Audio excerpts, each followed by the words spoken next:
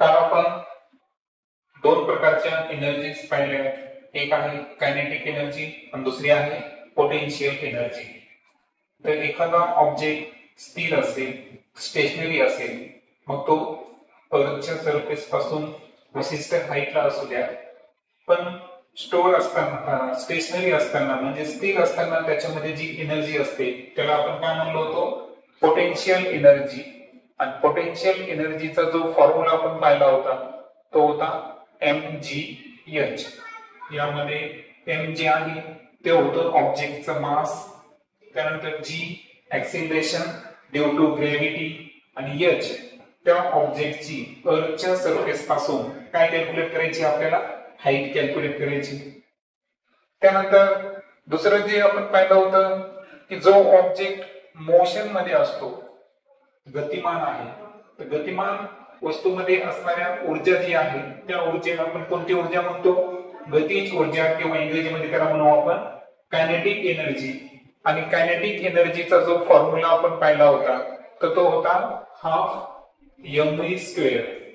म्हणजे यामध्ये m जे आहे ते आहे ऑब्जेक्टचं मास आणि जी v आहे ती आहे ऑब्जेक्टची वेलोसिटी. तर अशा पद्धतीचे हे दोन सूत्र आपण काल लर्न केले होते. सो पोटेन्शियल एनर्जी mgh आणि kinetic energy half mv square हे दोन सूत्र आपण कालच्या लेक्चर मध्ये लर्न केले. त्यानंतर आपण एक एनर्जी कन्झर्वेशनचा नियम पण पाहिला. ही जी एनर्जी आहे, ऊर्जा, ही क्रिएट करता येत नाही, म्हणजे निर्माणही करता येत नाही आणि नष्टही करता येत नाही, म्हणजे डिस्ट्रॉय करता येत नाही. तर तिचं आपण एका फॉर्म मधून अनदर फॉर्म मध्ये काय करतो? ट्रान्सफॉर्मेशन करतो. आणि विश्वातील जी एकूण ऊर्जा आहे ती सदैव काय राहते? अक्षय राहते. आणि याला इंग्रजीमध्ये तुम्ही सरळ सरळ तो नियम पाठ करायचा. Energy cannot be created nor be destroyed. It can be transferred from one form to another form, and the total amount of energy in the universe is remains constant or conserved. तर हा आहे law of conservation of energy. आता आजची जी आपली concept आहे तर ती आहे फ्री फॉल. आता फ्री फॉल काय आहे? तर यासाठी सर्वात महत्वाचे एक कन्सेप्ट आपण लक्षात ठेवायची. तर याबद्दल आपण आयझॅक न्यूटन यांनी शोधलेला जो फेनॉमेना आहे ग्रॅव्हिटेशन, हे आपण लर्न केलेला आहे. याबद्दल मी तुम्हाला सांगितलं की प्रत्येक ऑब्जेक्ट हा दुसऱ्या ऑब्जेक्टवर काय लावत असतो? ग्रॅव्हिटेशनल फोर्स लावत असतो. या युनिव्हर्स मध्ये प्रत्येक ऑब्जेक्ट हा दुसऱ्या ऑब्जेक्टवर काय लावत असतो? Gravitational force. तशाच पद्धतीनं अर्थ सुद्धा प्रत्येक ऑब्जेक्टवर काय लावत असते? स्वतःचं गुरुत्वीय बल लावत असते, ज्याला आपण फोर्स ऑफ ग्रॅव्हिटी सुद्धा म्हणतो. आणि याच्यामुळे काय होतं की अर्थच्या सरफेस पासून एखादा ऑब्जेक्ट जर आपण रिलीज केला तर तो कुठे यायचा प्रयत्न करतो? अर्थच्या सेंटरकडे यायचा प्रयत्न करतो, पृथ्वीच्या केंद्राच्या दिशेने यायचा प्रयत्न करतो. कारण त्यावर पृथ्वीकडून कोणतं बल लावलं जातं? Gravitational force. आणि ग्रॅव्हिटेशनल फोर्सची डायरेक्शन कशी आहे? इट इज ऍक्सिलरेटेड डाउनवर्ड्स, म्हणजे तो खालच्या दिशेने कार्य करतो आणि वस्तूला कुठे नेण्याचा प्रयत्न करतो? Towards centre of earth. म्हणजे ग्रॅव्हिटेशनल फोर्स कोणत्या डायरेक्शनला अप्लाइड होतो हे आपण याबद्दल लर्न केलेलं आहे. So it is accelerated downwards. आणि डाउनवर्ड्स असताना टुवर्ड्स कुठे असतो? तो अर्थच्या सेंटरच्या दिशेने ना, पृथ्वीच्या केंद्राच्या दिशेने लावले गेलेले हे गुरुत्वीय बल आहे. मग आता इथं एक ऑब्जेक्ट आहे असं आपण कन्सिडर करू ए पॉइंटला, आणि तो ऑब्जेक्ट आता काय व्हायला या ठिकाणी सी पॉइंट जो आहे हा आहे अर्थचा सरफेस. सरफेस म्हणजे पृथ्वीचा काय घेतला आपण? पृष्ठभाग घेतला. तर पृष्ठभागाकडे तो एक आहे, परंतु हे येत असताना एक वैशिष्ट्य आहे की या ऑब्जेक्टवर फक्त आणि फक्त एकच फोर्स ऍक्ट होत आहे, आणि ते फोर्स आहे अर्थचं ग्रॅव्हिटेशनल फोर्स. म्हणजे फक्त आणि फक्त कोणतं फोर्स अप्लाय होईना? Force of gravity.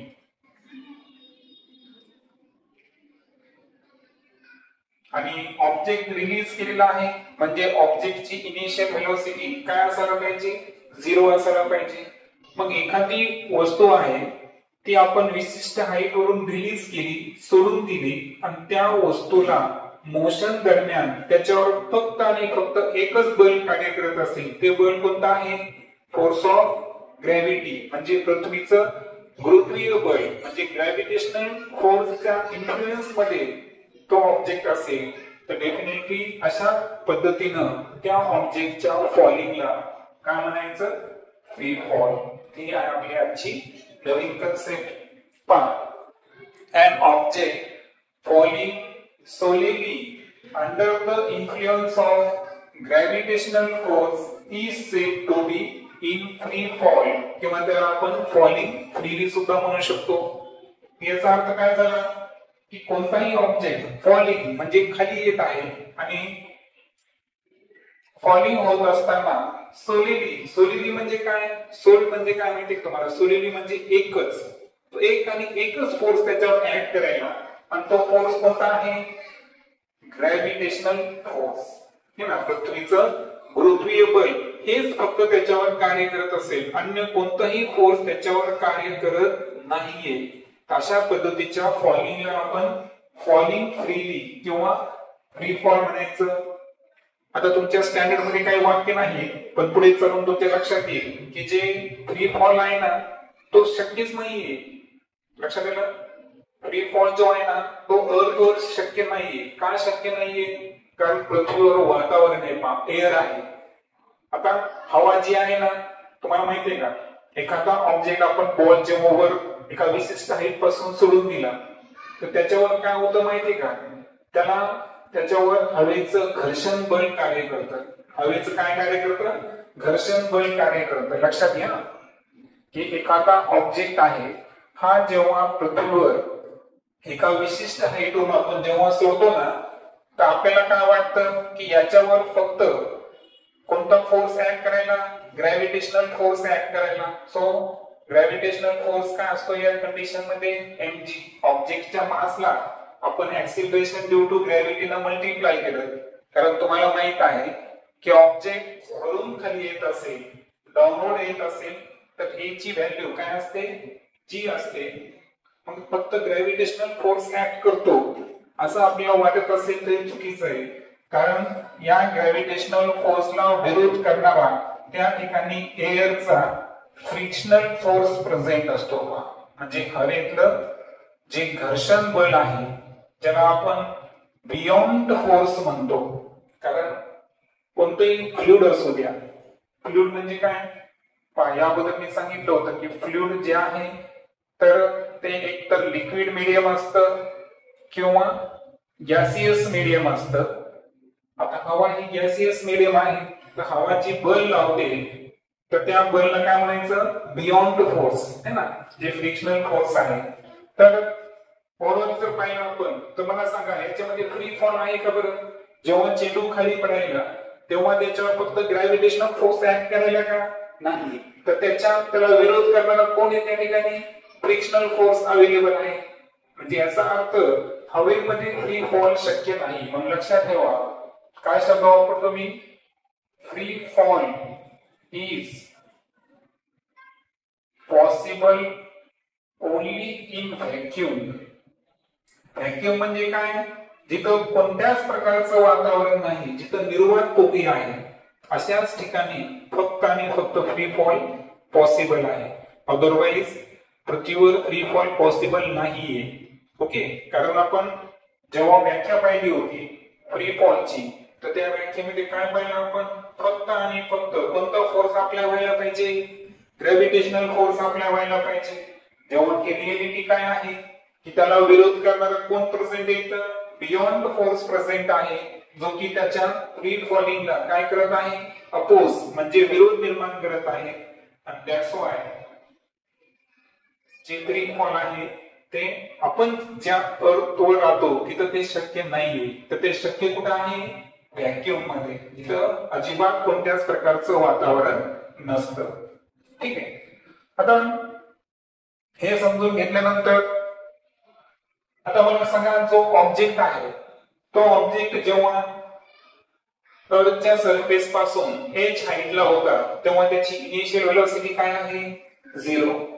आता हे 0 असताना यामध्ये मी तुम्हाला सांगितलं होतं की स्टेशनरी ऑब्जेक्ट मध्ये कोणती एनर्जी असते पोटेन्शियल एनर्जी आणि मूव्हिंग ऑब्जेक्ट मध्ये कोणती असते कायनेटिक एनर्जी. आता त्याचा आपण विचार करणार आहे.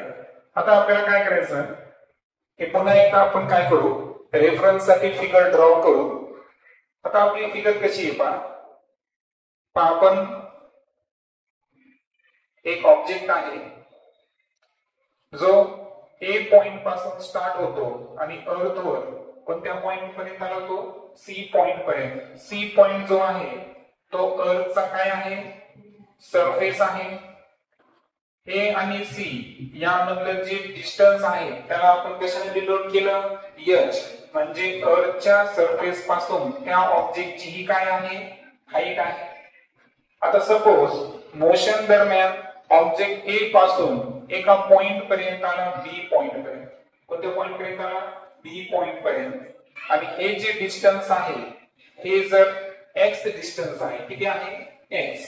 आता मला सांगा ए पासून सी पर्यंत अंतर किती होतं h. ए पासून बी चं किती आहे h. तर बी पासून सी पर्यंत करायचं असेल तर h मधून x काय करावं लागेल मायनस करावं लागेल. मग h मधून x आपण मायनस करू.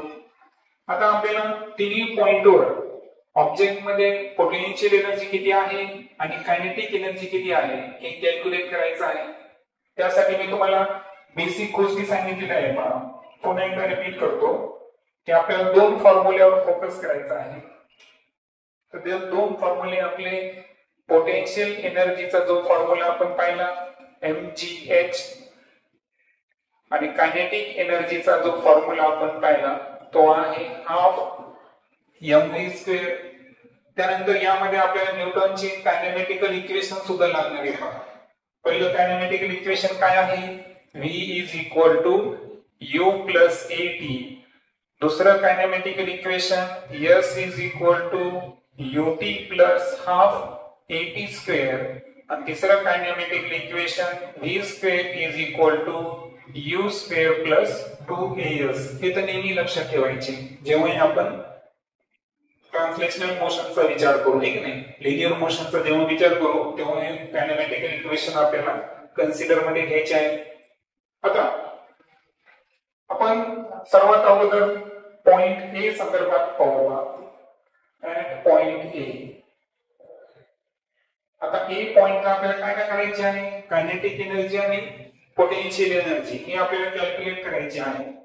आता ए पॉइंटला जेव्हा मी आलो तेव्हा मी सुरुवातीला सांगितलं होतं की ऑब्जेक्ट जो रिलीज झालेला आहे तर रिलीज झाल्याबरोबर त्याची इनिशियल व्हेलॉसिटी काय आहे 0. सो u ची व्हॅल्यू काय आहे 0 आणि ऑब्जेक्ट ज्या डिस्टन्सला आहे अर्थच्या सरफेस पासून ते कोणते डिस्टन्स आहे h.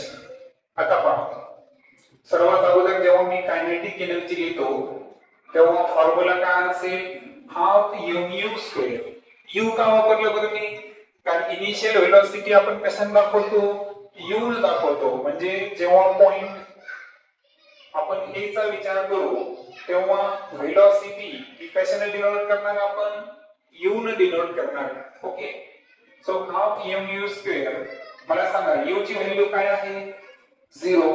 मग हाफ m u ची व्हॅल्यू 0 टाकली 0 चा स्क्वेअर काय असेल 0 आणि कोणत्याही संख्येला 0 ने गुणलं तर आन्सर काय येतं 0च येतं. म्हणून मला सांगा या पॉइंटला कायनेटिक एनर्जी किती आली 0 आली. त्यानंतर आपण पोटेन्शियल एनर्जी काढू. पोटेन्शियल एनर्जीचा फॉर्म्युला काय आपला mgh. आता मला सांगा ऑब्जेक्टचं जर अंतर पाहिलं आपण अर्थच्या सरफेस पासून ऑब्जेक्ट किती हाईटला आहे h पॉइंटला आहे म्हणून इथं आपण डायरेक्ट फॉर्म्युला वापरू शकतो. काय वापरू शकतो mgh. ओके. आता आपल्याला टोटल एनर्जी काढायची आहे. टोटल एनर्जी काढायची असेल तर कायनेटिक एनर्जी आणि पोटेन्शियल एनर्जी या दोघांची काय करावी लागते बेरीज करावी लागते. मग मला सांगा कायनेटिक एनर्जी किती आली आपली 0. पोटेन्शियल एनर्जी mgh दोघांची बेरीज जर केलं तर उत्तर येईल mgh. हे आहे आपलं इक्वेशन नंबर 1. ठीक आहे. म्हणजे ए पॉइंटला आपण काय काय कॅल्क्युलेट केलं? कायनेटिक एनर्जी, पोटेन्शियल एनर्जी आणि टोटल एनर्जी या तिन्ही व्हॅल्यू आपण काय केल्या? चेक केल्या. त्यानंतर आता आपल्याला यायचं आहे पॉइंट बी ला. आता पॉइंट बी संदर्भात आपल्याकडे काय काय आहे पहा. पॉइंट बी संदर्भात जर आपल्याकडे रेफरन्सेस जर पाहिले आपण तर पहा, इनिशियल वेलोसिटी तर आपल्याला माहित आहे किती आहे आपल्याकडे? 0. त्यानंतर आता जे डिस्टन्स आहे, डिस्टन्स साठी काय वापरतो आपण? कायनेमॅटिकल इक्वेशन मध्ये s वापरतो. तर a पासून b पर्यंतचं अंतर किती आहे? x. किती आहे? x. ऑब्जेक्ट टॉप वरून खाली येत आहे म्हणजे या केस मध्ये ऍक्सिलरेशन, हे ऍक्सिलरेशन ड्यू टू ग्रॅव्हिटीचे काय असलं पाहिजे? इक्वल असलं पाहिजे. कारण मी तुम्हाला म्हणलो होतो की ऑब्जेक्ट जो आहे हा सिंपल नियम तुम्ही लक्षात ठेवायचा की अर्थच्या सरफेस पासून एखादा ऑब्जेक्ट वर जात असेल तर ऍक्सिलरेशन काय घ्यायचं आपल्याला? निगेटिव्ह. पण खाली येत असेल तर ऍक्सिलरेशन काय घ्यायचं आपल्याला? पॉझिटिव्ह. बरोबर? हे नियम तुम्हाला सांगितलेलं आहे अगोदर. सो ए ची व्हॅल्यू काय असेल इथं? जी असेल. आता सपोज आपण असं कन्सिडर करू की बी पॉइंटला जी वेलोसिटी आहे ती वेलोसिटी आपण व्हीबी कन्सिडर करू. किती कन्सिडर करू? व्हीबी. सो जी आपली फायनल वेलोसिटी असेल बी पॉइंटला, फायनल वेलोसिटी आपण सामान्यपणे कोणत्या अक्षरात दाखवतो?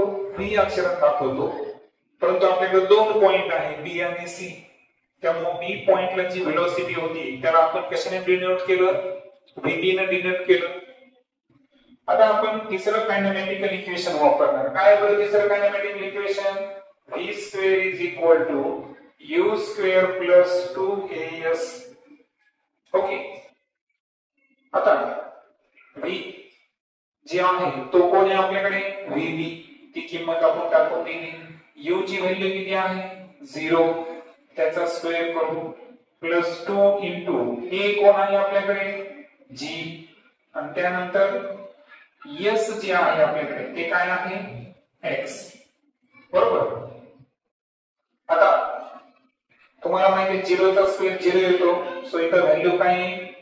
2gx. ही व्हॅल्यू कोणाची आहे? vb square. बरोबर? आता या केस मध्ये आपल्याला कायनेटिक एनर्जी फाइंड करायची आहे. कायनेटिक एनर्जी बी पॉइंटला काय असेल? Half mv square. पण वेलोसिटी आपण बी पॉइंटची काय कन्सिडर केलेली आहे? vb कन्सिडर केली. मग मला सांगा आता हाफ ला हाफ, m ला m, vb स्क्वेअर ची किंमत तुमच्याकडे काय आहे? 2gx. आता यामध्ये 2 2 गेट कॅन्सल. व्हॅल्यू काय झाली सांगा? mgx. म्हणजे बी पॉइंटला जी कायनेटिक एनर्जी आपण फाइंड केली त्याची व्हॅल्यू काय आली? mgx. आता त्या पॉइंटला आपल्याला पोटेन्शियल एनर्जी फाइंड करायची आहे. आता पोटेन्शियल एनर्जी फाइंड करताना तो ऑब्जेक्ट अर्थच्या सरफेस पासून किती डिस्टन्सला आहे ते आपल्याला पाहावं लागेल. मला सांगा आता बी पॉइंटला जेव्हा ऑब्जेक्ट आला तो अर्थच्या सरफेस पासून किती डिस्टन्सला आहे? h - x या डिस्टन्सला आहे. म्हणून इथं जेव्हा आपण फॉर्म्युला काय असतो? पोटेन्शियल एनर्जीचा mgh. पण मला सांगा इथं आपल्याला h लिहिता येईल का? इथं h आपल्याला लिहिता येणार नाही कारण ऑब्जेक्ट जो अर्थ पासून आहे हा h - s डिस्टन्सला आहे. म्हणून इथं mg आणि h च्या ऐवजी अंतर किती आहे सांगा?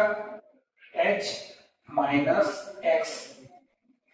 मग आता सांगा बरं mg ला h न गुणलं तर काय mgh आणि mg ला x न गुणलं तर उत्तर काय येतं? mgx. आता आपल्याकडे बी पॉइंट वरची कायनेटिक एनर्जी पण आली आणि पोटेन्शियल एनर्जी पण आली. आता आपण काय कॅल्क्युलेट करणार? Total energy. मग आता टोटल एनर्जीचा फॉर्म्युला मी तुम्हाला सांगितलेला आहे आताच. काय? कायनेटिक आणि पोटेन्शियलची काय करायची आपल्याला बेरीज. So kinetic energy plus potential energy is equal to, सांगा कायनेटिक एनर्जी किती आली होती mgx आणि पोटेन्शियल एनर्जी किती आहे mgh मायनस mgx. आता प्लस mgx आणि मायनस mgx इथं काय होतात कॅन्सल होतात. मग आन्सर काय लिहितं mgh. हे आपलं इक्वेशन नंबर 2. आता तुम्ही जर केअरफुली पाहिलं ना तर ए पॉइंटला जेव्हा आपण टोटल एनर्जी काढली होती ती किती आली होती बरं mgh. त्यानंतर बी पॉइंटला जेव्हा आपण टोटल एनर्जी काढली ती सुद्धा किती आली mgh. म्हणजे ए पॉइंट आणि बी पॉइंट यांचं एक वैशिष्ट्य आहे की दोन्ही ठिकाणी टोटल एनर्जीची व्हॅल्यू कशी आहे सारखी आहे आणि ती व्हॅल्यू काय आली mgh आली. आता आपण पॉइंट सी संदर्भात विचार करू.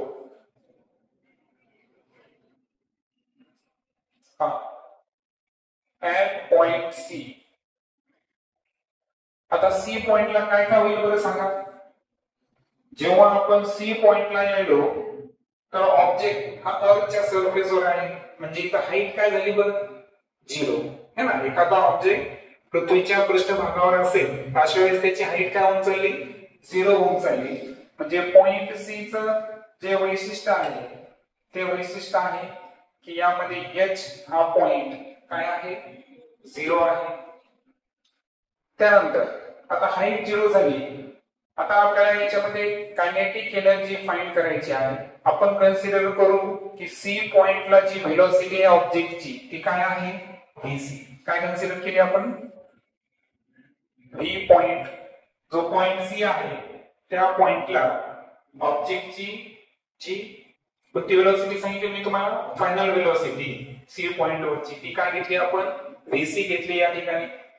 आता आपल्याला कायनेटिक एनर्जी फाइंड करायचा आहे. कायनेटिक एनर्जीचा फॉर्म्युला काय आहे हाफ mvc स्क्वेअर. आता vc का वापरलं कारण आपल्याला कोणत्या पॉइंटची कॅल्क्युलेट करायची आहे सी पॉइंट वरची कॅल्क्युलेट करायची आहे. मग कायनेटिक एनर्जीचा फॉर्म्युला असेल हाफ mv स्क्वेअर. पण लोअर केस मध्ये सी का लिहिलं मी कारण आता सांगितलं की सी पॉइंट वरची जी व्हेलॉसिटी आहे ती किती आहे सी आपण vc कन्सिडर केलंय. आता एक याच्यामध्ये लक्षात ठेवा तुम्ही इथं सुद्धा आपल्याला काय करायचं आहे कायनेमॅटिकल इक्वेशन वापरायचं आहे कारण आपल्याकडे vc ची किंमत नाही. v square is equal to u square plus 2as. आता सुरुवातीला तुम्हाला माहितच आहे की इनिशियल व्हेलॉसिटी काय आहे 0 आहे. त्यानंतर ऍक्सिलरेशन हे ऍक्सिलरेशन ड्यू टू ग्रॅव्हिटीचे इक्वल आहे. कारण आता बघा आपल्याला कायनेटिक एनर्जीची व्हॅल्यू काढायची पण v स्क्वेअरची किंमत आहे का आपल्याकडे नाही. ती कशावरून काढायला आपण कायनेमॅटिकल इक्वेशन वरून. तर पहा v square is equal to आता v ची ऐवजी आपण vc घेतला.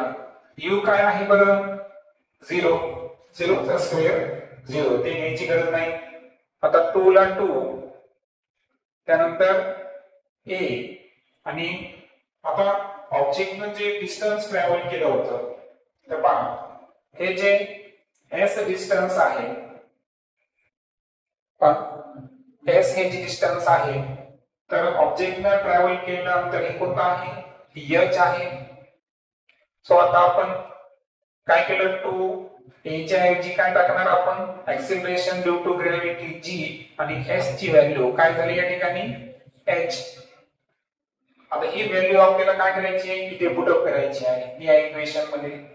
Kinetic energy is equal to half m vc square ची किंमत किती आली बरं 2gh. 2 गेट कॅन्सल शिल्लक काय मिळालं mgh. म्हणजे पॉइंट सी ला जर कायनेटिक एनर्जी पाहिलं आपण त्याचं व्हॅल्यू किती आली mgh. आता पोटेन्शियल एनर्जी काढताना तुम्हाला माहित आहे की सूत्र काय असतं mgh. पण आता मला सांगा ऑब्जेक्ट सी पॉइंटला आला. जेव्हा ऑब्जेक्ट सी पॉइंटला आला होता तेव्हा त्याची जी हाईट आहे ती हाईट काय झाली या ठिकाणी 0, कारण ऑब्जेक्ट मी सांगितलं तुम्हाला तो कुठे आहे सध्या पृथ्वीच्या पृष्ठभागावर आहे. म्हणून सांगा आता mg ला जर आपण 0 न गुणलं तो उत्तर काय आहे या ठिकाणी 0, कारण हाईट किती आहे आपल्याकडे 0 आहे. आता या केस मध्ये आपल्याला टोटल एनर्जी काढायची आहे. टोटल एनर्जीचं सूत्र काय आहे kinetic energy plus potential energy. सांगा कायनेटिकची व्हॅल्यू किती होती mgh प्लस पोटेन्शियलची काय आली 0, दोघांची बेरीज करा उत्तर काय आलं बरं mgh. आता पहा जेव्हा आपण म्हटल्यास मी काही चेंज करतो ए पॉइंटला जेव्हा आपण टोटल एनर्जी पाहिली होती तर त्याची व्हॅल्यू काय आली होती बरं mgh. जेव्हा बी पॉइंटला आपण टोटल एनर्जी फाइंड केली त्याची सुद्धा व्हॅल्यू काय आली mgh. आणि त्यानंतर पॉइंट सी ला सुद्धा जेव्हा आपण टोटल एनर्जी फाइंड केली तेव्हा सुद्धा त्याची व्हॅल्यू काय आली mgh. म्हणजे टोटल एनर्जी जी आहे पॉइंट ए ला पॉइंट बी ला आणि पॉइंट सी ला तिन्ही पॉइंटला कशी आहे सारखी. मग इथं एनर्जी कन्झर्वेशनचा रूल अप्लाय झाला. मी काय म्हणलो energy can not be created nor be destroyed. फक्त एका स्वरूपातून त्याला दुसऱ्या स्वरूपात टाकता येतं. आता मला सांगा पहा तुम्ही केसेस पहा मला सांगा जेव्हा आपण ए पॉइंटला पाहिलं होतं ए पॉइंटला पोटेन्शियल एनर्जी किती होती बरं mgh. आणि जेव्हा आपण सी पॉइंटला गेलो तर सी पॉइंटला कायनेटिक एनर्जीची व्हॅल्यू किती आली mgh. लक्षात येतं पहा ऍट पॉइंट कोणता पॉइंट घेतला होता आपण ए पॉइंट जो की आपला टॉप पॉइंट होता. तर यामध्ये आपण जेव्हा पोटेन्शियल एनर्जीची व्हॅल्यू पाहिली होती ती किती होती mgh. आणि तिथे कायनेटिक एनर्जी काय होती 0 होती. पण जेव्हा आपण ग्राउंडला आलो म्हणजे पॉइंट बी ला आलो म्हणजे बॉटमला आलो तर ग्राउंडवर आल्यानंतर पोटेन्शियल एनर्जी काय झाली 0 आणि कायनेटिक एनर्जी काय झाली mgh. म्हणजे याचा अर्थ जेव्हा ऑब्जेक्ट ए पासून सी पर्यंत येत होता सॉरी तर मी बी केलं सी पॉइंट.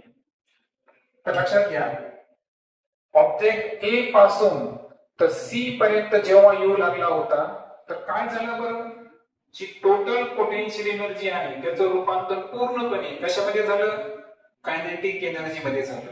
लक्षात आलं म्हणजे जी पोटेन्शियल एनर्जी आहे ही काय झाली कन्व्हर्ट म्हणजे तिचं रूपांतर झालं कशामध्ये रूपांतर झालं कायनेटिक एनर्जी मध्ये झालं. कारण पॉइंट ए ची जी पोटेन्शियल एनर्जी आहे ही पॉइंट सी च्या कायनेटिक एनर्जीच्या काळाने इक्वल आली. म्हणजे फ्री फॉल मध्ये होतं काय तो फ्री फॉल दरम्यान जो इव्हेंट आपण पाहिला तर टोटल पोटेन्शियल एनर्जीचं रूपांतर हे कम्प्लिटली पूर्णपणे कशामध्ये होतं कायनेटिक एनर्जी मध्ये होतं. हे फ्री फॉलचं काय आहे वैशिष्ट्य आहे. आणि ओव्हरऑल आपण पाहिलं की ए पॉइंटला सुद्धा टोटल एनर्जी किती होती mgh. बी पॉइंटला सुद्धा टोटल एनर्जी किती आहे mgh. आणि सी पॉइंटला सुद्धा टोटल एनर्जी काय आहे mgh. फक्त झालं काय की ए पॉइंटला जी पोटेन्शियल एनर्जी होती त्याचं पूर्णपणे रूपांतर हे सी पॉइंट मध्ये कशामध्ये झालेलं आहे कायनेटिक एनर्जी मध्ये झालेलं आहे. कारण पोटेन्शियल एनर्जीचा फॉर्म्युला सुद्धा mgh होता ए पॉइंटला आणि कायनेटिक एनर्जीचा फॉर्म्युला सी पॉइंटला सुद्धा काय आहे mgh आहे. आणि यावरून फ्री फॉलचा नियम आपल्या लक्षात येईल की फ्री फॉल मध्ये होतं काय की जी टोटल पोटेन्शियल एनर्जी आहे ही कशामध्ये कन्वर्ट होते कायनेटिक एनर्जी मध्ये होते. ओके